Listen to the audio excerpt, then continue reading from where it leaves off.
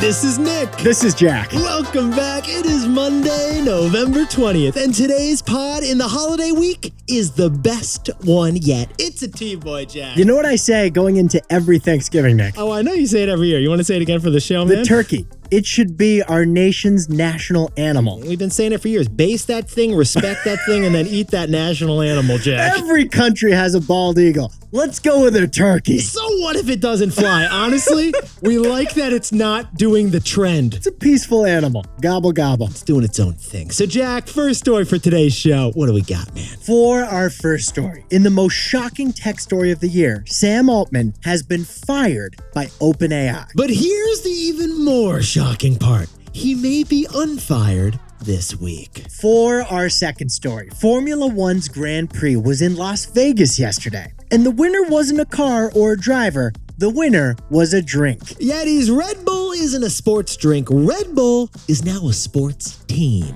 And our third and final story is The Gap. The Gap stock just had its best day ever, surging 30% on Friday. Because Old Navy is now New Navy.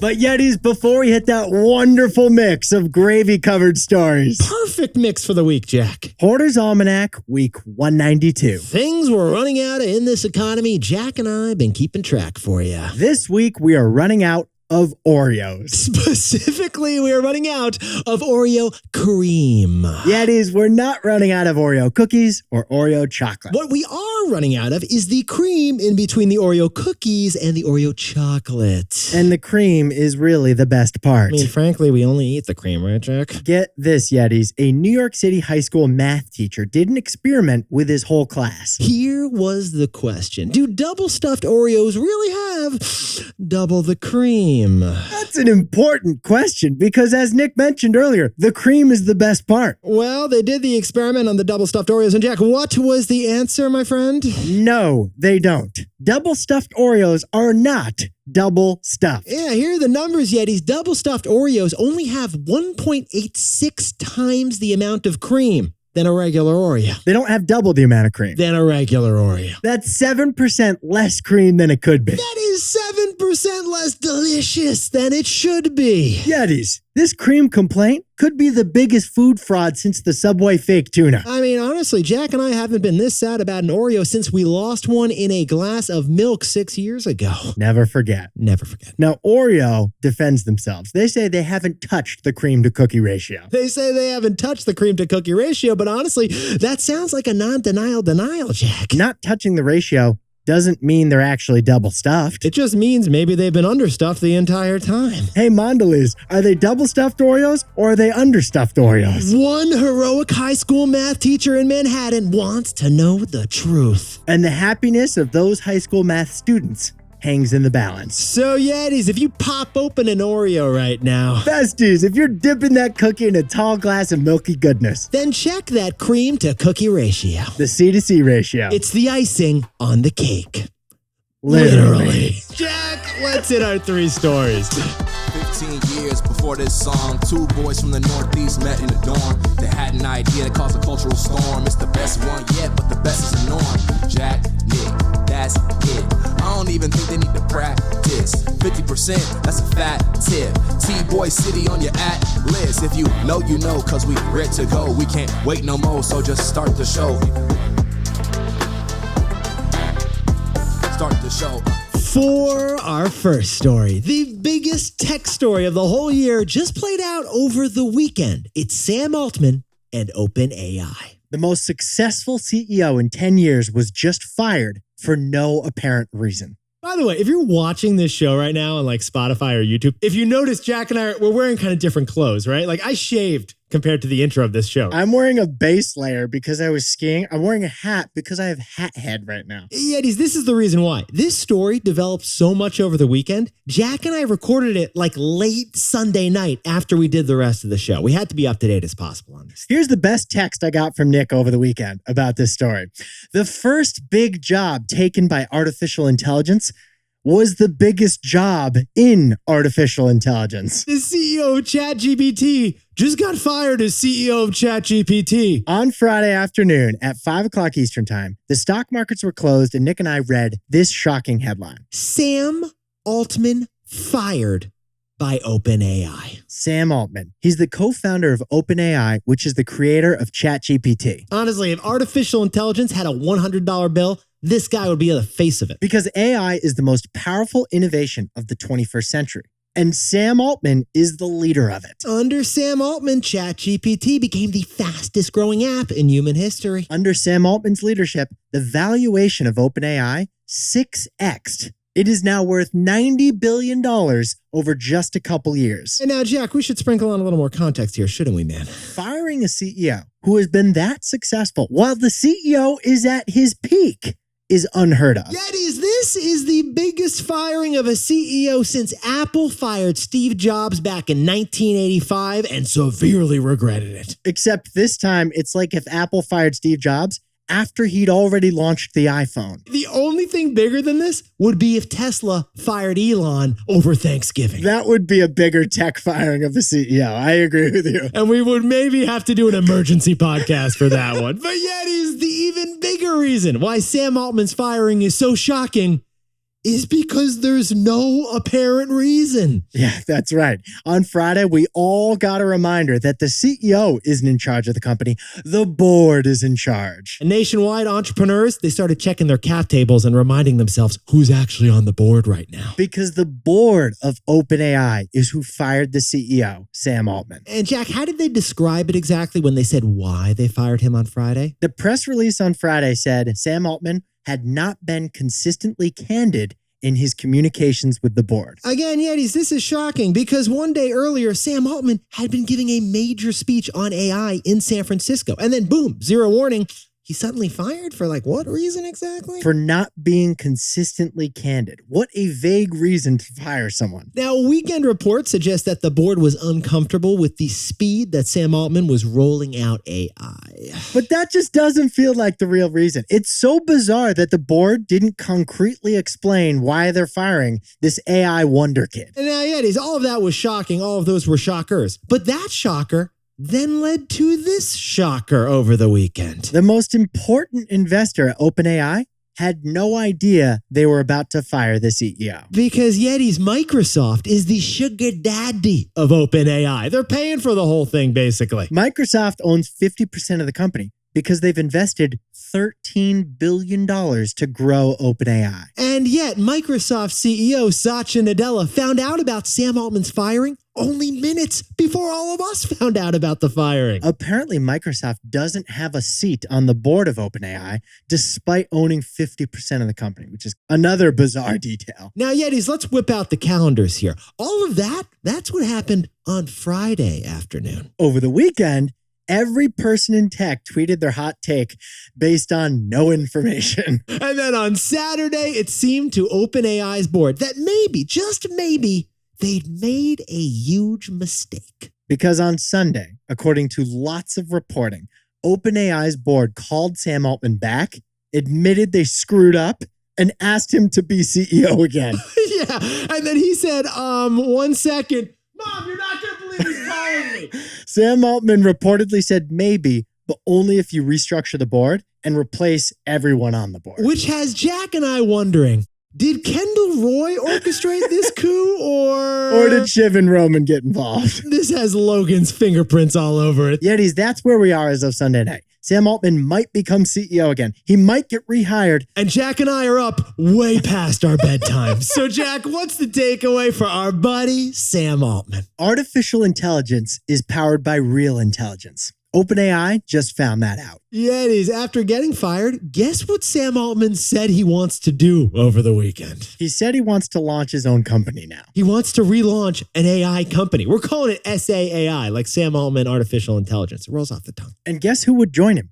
His right-hand man and the top engineers and researchers at OpenAI who quit in solidarity with him. Because Sam Altman was the top brain at OpenAI, and his firing led to a rapid brain drain in just a day after. And right now, he is the most eligible tech bachelor. So true. Every venture capitalist is calling him over the weekend saying, I want to be first to fund your next venture. Just take my money. Yetis, that is why OpenAI is reportedly scrambling to rehire Sam less than 48 hours after firing him. Because by firing this one person, comparison, OpenAI's board just created their worst competitor. SAAI. Sam Altman, artificial intelligence. Because artificial intelligence is powered by real intelligence. And OpenAI might have just found that out. For our second story, Formula One. It just held its first race in Las Vegas, but the real winner was Red Bull. The Red Bull racing team may be one of the best returns on investment of all time. Yeti's Formula One, the international open-wheeled high-speed car racing race tournament, Jack. It's less Talladega Nights. It's more Monaco mornings. Hey, it's not really Formula One. It's Formula right, Jack? Formula. Hey, you're not getting a hot dog at this thing. You're getting a crepe, and you're topping it off with a little bit of Nutella. Yeah, it is. Despite the aggressive Europeanness of F1 racing, it has boomed in popularity in the United States recently. Let's credit Netflix. They had a reality show about Formula One racing called The Drive to Survive, and that was really helpful. And now F1 is owned by the American publicly traded Liberty Media Company, and they're capitalizing on the U.S. popularity. Formula One, they had a race in Austin, Texas a few years ago, then a race in Miami, and this past weekend they did their first ever F1 race in Las Vegas. On the Las Vegas Strip next to the Sphere. And Jack, who happens to be the number one racing team by far in Formula One? Straight out of Austria, it's Team Red Bull. This racing team has been owned by the energy drink Red Bull for 19 straight years. And recently, they have dominated, like only the New York Yankees have in the 1950s. Jack, can you whip out the scoreboard on Formula One racing, please, for us? The Red Bull team has won 19 of the past 20 racing circuits. They just clinched their third ever world championship. And the man behind the wheel is Max Verstappen. Yeah, he's the driver, the top Red Bull driver. He can't be Verstopped.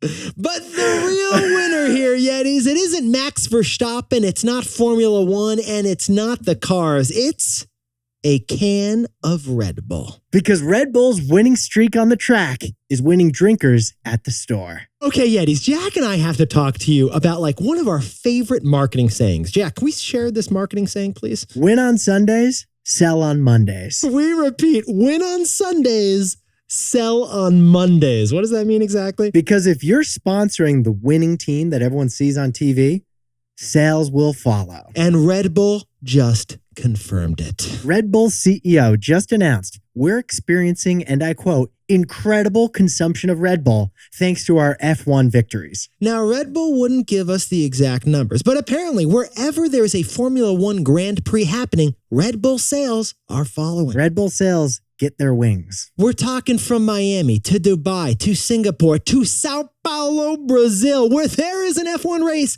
Red Bull sales happen to be surging. Today, someone is pounding a can of Red Bull because they saw a car drive 220 miles per hour with a Red Bull logo on the Las Vegas Strip yesterday. They got out of the race. They walked over to the bar, make it a Red Bull vodka. I don't care if that was cool 20 years ago. But Yetis, here's the wildest part about the Red Bull race team. Red Bull bought the racing team that they're winning on right now back in 2004 for just $1. And for 19 years, the fastest car in the world has had a Red Bull on it. Yetis, sit down, stand up, and strap in your seatbelts. It cost this energy drink company $1 for that dream come true marketing opportunity. It cost this energy drink company less than one can of their energy drink. Chassis. Apparently, they give you wings. So, Jack, if you ain't first, you're last. What's the takeaway for our buddies over at Red Bull? Red Bull turned a cost center into a profit center. Yeah, we've seen Red Bull marketing stunts before. Red Bull will put their logo on some dude and then he'll jump off the Hoover Dam. But this Red Bull racing deal is unique. Because by owning the team, the cars have become Red Bull ads, and the cars are also selling ads. Because each Red Bull race car has a huge Red Bull logo on it, but also the logos of Citrix, Oracle, AT&T, and a bunch of other brands. So besties, each Red Bull racing car is an ad for Red Bull that also sells ads on behalf of Red Bull. So the initial $1 investment was an expense, but it's driving new marketing revenues too. Red Bull could have just paid another racing team and put their Red Bull logo on it. That would have been a marketing expense. Instead, they invested just $1 to buy a racing team, which is now literally driving advertising sales for the company. Because Red Bull cleverly turned an expense into a revenue stream. A cost center into a profit center. I was hoping you were going to say that. You I'm knew so I was glad. gonna I was do that. like looking at him like, I hope he says that. That was great. Great job. For our third and final story, it's The Gap. The Gap just had its best day on Wall Street ever, and it's all thanks to Old Navy. The guy who resurrected Barbie has turned his attention to Old Navy. But Jack, if you didn't have a Gap sweatshirt and size husky growing up, did you even have a childhood, man? Trivia, what's the biggest size jeans that Gap kids sold? What is it, Jack? 16 husky. I could tell you from experience. Jack, I once had a temper tantrum at the Gap on 86th and Madison in 1996 that I feel like I should apologize for today. One time I got stuck in an elevator at a 2-story Gap. Oh, you don't want to think about that. I didn't know how to get out because like GF meant ground floor and like UL was upper level. Where's 1 and 2? I was a little kid. Hey, Gap's legal team, we're waiting to hear from you. But Yetis, the Gap stock, it has basically struggled since Y2K and when Jack was stuck in that elevator. Seriously, Gap's all-time high as a stock was in 1999. But Yetis, the Gap, it just had its best day in the stock market since it began trading in the stock market. The stock jumped 30% on Friday, which makes Gap up 55% so far this year. This sweatpants company is trading like a software company. Because the Gap announced a $200 million quarterly profit, which was 3 times more than Wall Street expected. But Yetis, Jack and I jumped in T-Boy style, and we noticed what saved the Gap last quarter wasn't the Gap. It was Old Navy. Old Navy is now the new Navy. Because Yetis, the Gap was founded in 1969 in the same city as Levi's, San Francisco. And the Gap today, it owns a bunch of brands. It owns Banana Republic and Athleta and Old Navy and Intermix, and of course, it owns the Gap. But only one brand actually grew last quarter for the Gap. It wasn't the Gap. It was Old Navy. Yeah, after 8 straight quarters of sales shrinking, Old Navy actually saw sales grow. Yetis, Old Navy is actually the number 2 largest apparel company in the United States. Like we were saying, Old Navy is the new Navy. And the reason their sales growth was so shocking last quarter? Yes, Jack? It stopped discounting last quarter. Yeah, basically, Old Navy threw out the sales rack. Like they stopped the discounting death spiral of death. Sales growth when things aren't on sale is impressive. And why is that a huge deal, Jack? Because Old Navy now makes up a majority of the Gap Corporation sales. Yetis, Old Navy is 55% of the Gap Corporation sales. What we're trying to tell you is that out of nowhere, Old Navy sales stopped shrinking, they stopped discounting, and they drove a quarterly profit that was 3 times higher than expected. You've got to go into a Gap store, stand up on the pile of jeans, and just yell out, Old Navy is now the new Navy. Or how did the Village people put it, Nick? Adam, what's that song? So, Jack, what's the takeaway for all our buddies in the Navy? The Gap's new CEO is a resurrectionist. He resurrects dying brands. Yetis, guess who's the new CEO of The Gap? Richard Dixon of Mattel, the toy company. Well, before he was at The Gap, Dixon resurrected 3 toy brands at Mattel as the COO. When he first arrived at Mattel, he saw Barbie, whose sales had been slipping for years. This guy led the revival of Barbie that culminated in the Barbie movie. Barbie had universal brand awareness, but it had lost its appeal. So this man helped resurrect it. Well, Old Navy is frankly a similar story. This is the 2nd largest apparel brand in the United States, but it's been shrinking for 2 years. And the Gap's new CEO, he specializes in brand resurrection. First, he resurrected Barbie. And now he's resurrecting the Gap. Jack, can you put away the traumatic Gap elevator experience for a second and tell us the takeaways to kick off the week? By the way, my brother eventually pushed the button because he was just bored, and he saw me like afraid in there. And I was so thankful the doors opened. Tuck, Thank you for what you It was did. actually Nick, my older brother, Nick. Nick, thank you for your sacrifice. Yetis. Sam Altman was fired in a shocking move on Friday by the board of OpenAI. But he might get rehired today because artificial intelligence requires human intelligence. For our second story, Las Vegas hosted a Formula One race yesterday, and it's going to boost sales of Red Bull drinks. Red Bull Racing, it turned a cost center into a profit center. And our third and final story is the Gap. The stock blew up 30% Friday thanks to signs of life from Old Navy. Because the new Gap CEO is a resurrectionist, first with Barbie and now with Old Navy. But Yetis, this pod's not over yet. Here's what else you need to know today. First, advertisers, including Apple, IBM, and Disney, they are abandoning Elon Musk's X. Elon's support of anti-Semitic theories last week was a last straw. And second, SpaceX had a second successful liftoff of their huge Starship, which could someday put a man or woman on Mars. That Starship is huge. It flew for 8 minutes, very high, and then exploded. That's twice as long as it's gotten before. Not too shabby. We'll take it. It was a successful, no one was on board, by the way. We should clarify. And finally, Jack and I will not be hosting next year's Oscar Awards. The Academy has chosen Jimmy Kimmel again to host the Oscars. Apparently, they don't even think they have to respond to us. Our DMs were sent. Yes. They were not read. Now, time for the best fact yet. This one sent in by Jason Geiger from lovely Buffalo, New York, and it's all about pizza. Push and play. Guy from Buffalo here with the best food fact yet. Pizza, America's #3 most delivered food. 78,000 plus pizza joints make up a $46 billion industry. Who's the best? Well, the answer all depends on the way you slice it. Unsurprisingly, Americans give the crust crown to the Big Apple, with LA #2 and Chicago #3. However, the town with most pizza places per person is Buffalo. One pizza place for every 430 people. America's love for pizza is literally amore. Buffalo, New York, the most pizza places per person. Who would have thought that? Buffalo! I mean, Jack, what happens if you get the buffalo wings on the pizza in Buffalo, New York? That's like the ultimate double-double, right? I hope those are boneless wings. Let's put it that way. Otherwise, someone's incisors are going to be unhappy.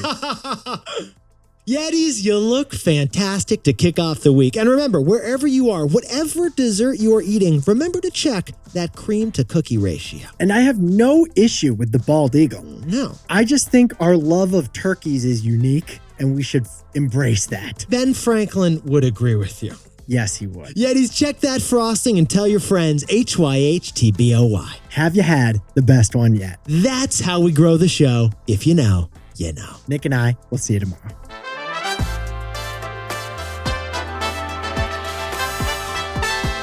And before we go, congratulations to Liz and Tyler Gregoire, a couple of Yetis who just gave birth to triplets, 3 boys in New York. Congratulations to that whole family. And congratulations to Luis and Zuyari, who just got engaged with a fantastic diamond ring down in San Diego. And Nick, Kate, Rochelle, and Vanessa are on their way to Cancun with a fat bonus check burning in their pockets because they reached their sales goals and they're celebrating that win. Enjoy Cancun. And Laura Roos and Rachel Dillion just launched a microdose edible startup over in Minneapolis. Congratulations. And a big shout out to Brandon Davis, who just recorded episode 100 of the Get Over Yourself podcast. And Keith Knox and Kate Maynor are moving back to California for a new job. Enjoy the time with your families. Congratulations to Kate, who just got promoted to manager over at Accenture. And Jack, let's head across the Atlantic Ocean because Alan in Croatia is celebrating a birthday. Happy birthday to Nicole Tomasi, who's taking a nap, because that's how she's celebrating her birthday in St. Charles, Illinois. And a happy birthday to Bruno Godinho in Evora, Portugal. Celebrate that win. Happy birthday to Austin Pinson in Greensboro, Georgia. And Anders McCoy is officially a teenager, turning 13 years old in Apex, North Carolina. Happy 41st birthday to Mike Artman in Washington, D.C. And Wells Johnstone, the Sean Kingston enthusiast over in Jackson, Tennessee, is enjoying a birthday. Check your DMs. And happy birthday to Lauren Wong, who's celebrating with a trip to Bangkok, Thailand Happy birthday. Jack, Lauren is on the flight right now. Lauren, we hope you get that upgrade. And to anyone else celebrating something today, make it a T-Boy. Celebrate the wins. This is Jack. I own stock of Netflix and Disney, and Nick and I both own stock of Apple and ETFs of the S&P 500. Dude, I know Oreos isn't double stuffing those cookies. I mean, it's pretty funny because they're so close to making it actually double stuffed. I know. Like, that's funny they would actually like go that close. At that point, it's like, Do it. yeah, because clearly at one point in the research, they did make them double stuffed and then they scaled it back. Oh, is that what the research I said? mean, I just assume at one they tested that and we're like, probably like, can people tell the difference? Maybe double stuffing it disrupted the structural integrity of the cookie. That's true. Who's working for Mondelez over here?